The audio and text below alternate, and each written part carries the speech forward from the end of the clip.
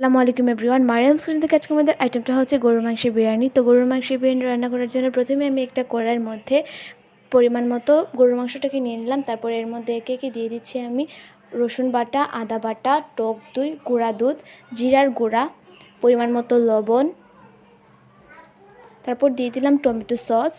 তারপর এর মধ্যে আমি দিয়ে দিচ্ছি 1 চামচের মতো লেবুর রস। এরপর দিয়ে দিলাম আমি বিরিয়ানির মশলা। তারপর পরিমাণ মতো তেলটা আমি ঢেলে নিব। তেল দেওয়ার পর এটাকে আমি ভালোভাবে মিক্স করে নিব।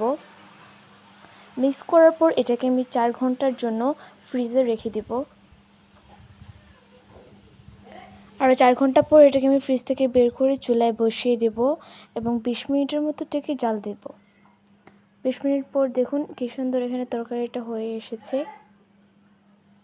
তারপর অন্যদিকে আমি অন্য একটা কড়াইয়ের মধ্যে 90% সিদ্ধ করা পোলাও চালটাকে দিয়ে দিলাম। তারপর এর উপরে আমি মাংসের লেয়ারটাকে দিয়ে দিচ্ছি। তারপর আবার আমি উপরে রাইসটাকে দিয়ে দিচ্ছি। এভাবে 2-3 বার আমি দিয়ে দিব।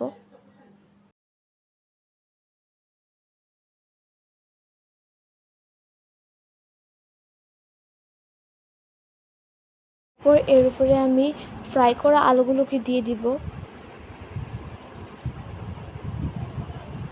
তারপর এরপরে আমি কাঁচামরিচগুলোও দিয়ে দিব। তারপর এর মধ্যে আমি বেরেস্তাগুলোকেও দিয়ে দিব।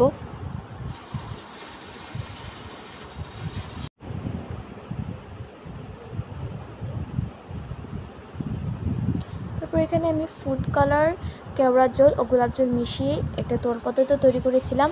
এটা আপনারা ইচ্ছা করলে দিতে পারেন, আমি এটা কালারের জন্য দিয়েছি। তারপর এর মধ্যে আমি দিয়ে দিলাম ঘি।